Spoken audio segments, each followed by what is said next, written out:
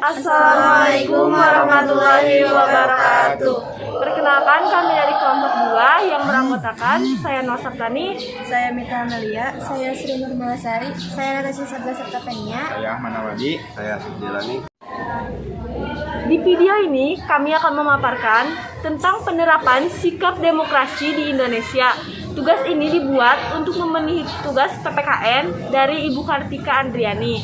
Tonton sampai akhir ya. Cekidot. Perkenalkan, nama saya Sri Nurmalasari. Di sini saya akan menjelaskan tentang materi parlementer. Diberlakukannya Undang-Undang Dasar 1945 pada periode pertama, yaitu tahun 1945 sampai 1949, adalah awal mula dipraktikannya demokrasi ini. Namun, demokrasi parlementer ini tidak berjalan dengan baik.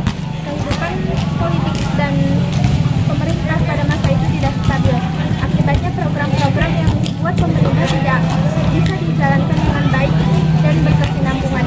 Akhirnya demokrasi ini berakhir secara yuridis pada tanggal 5 Juli 1959 bertepatan dengan pembukaan kembali Undang-Undang Dasar 1945.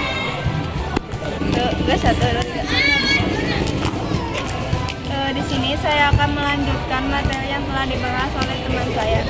Di sini saya akan menjelaskan tentang demokrasi terpimpin. Pada tanggal 22 April 1999, Presiden Soekarno memberikan amanat kepada Konstituante tentang pokok-pokok demokrasi terpimpin. Ada 5 pokok demokrasi terpimpin, diantaranya yaitu 1. Demokrasi terpimpin bukanlah diktator. Yang kedua, demokrasi terpimpin cocok dengan kepribadian dan dasar hidup bangsa Indonesia. Yang ketiga, yaitu demokrasi terpimpin berarti demokrasi di segala persoalan kenegaraan dan kemasyarakatan meliputi politik, sosial, dan ekonomi. Yang keempat, yaitu inti dari para pimpinan dalam demokrasi terpimpin adalah kemusyawaratan yang dipimpin oleh hikmat kebijaksanaan. Yang kelima, yaitu demokrasi terpimpin, oposisi diharuskan dapat melahirkan pendapat dan sehat dan membangun. Sehingga demokrasi terpimpin seringkali menyimpang dari nilai Pancasila, Undang-Undang 1945, dan budaya bangsa. Baik, ini saya akan menjelaskan pelanggaran demokrasi era Orde Baru. Pertama, penyelenggaraan pemilu yang tidak jujur dan tidak adil. Kedua, kurangnya jaminan kebebasan mengemukakan pendapat. Dan ketiga, pemberedaran sejumlah media yang mengaku mengkritik pemerintah. Keempat, kriminalisasi terhadap individu maupun kelompok yang tidak sependapat dengan pemerintah. Kelima, maraknya praktik kolusi dan nepotisme. Keenam, pengekangan diskusi kampus.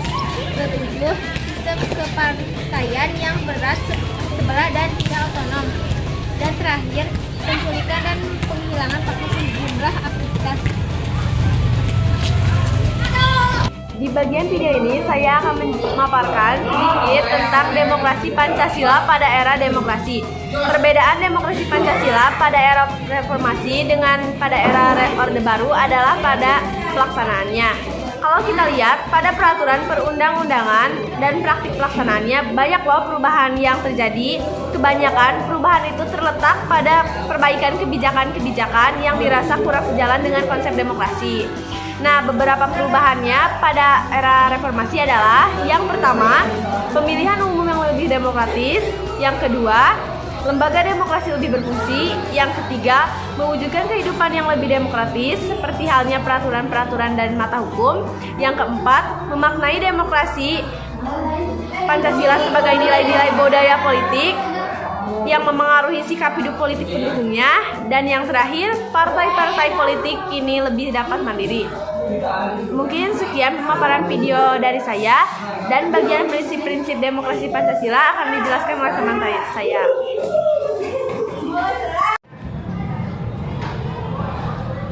Halo, perkenalkan saya Asif Jelani. Saya akan melanjutkan materi yang sebelumnya sudah dijelaskan oleh rekan saya. Yang saya akan jelaskan yaitu tentang prinsip demokrasi.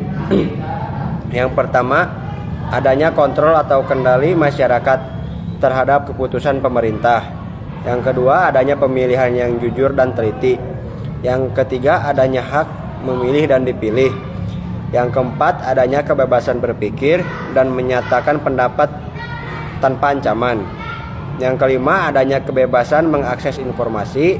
Dan yang terakhir, adanya kebebasan berserikat yang terbuka.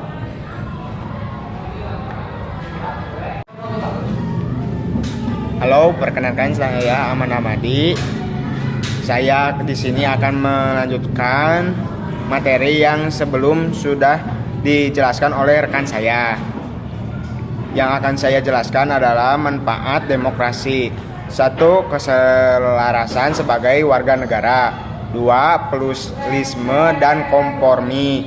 3. Memenuhi kebutuhan umum seperti kebijakan yang mencermini kegiatan rakyat.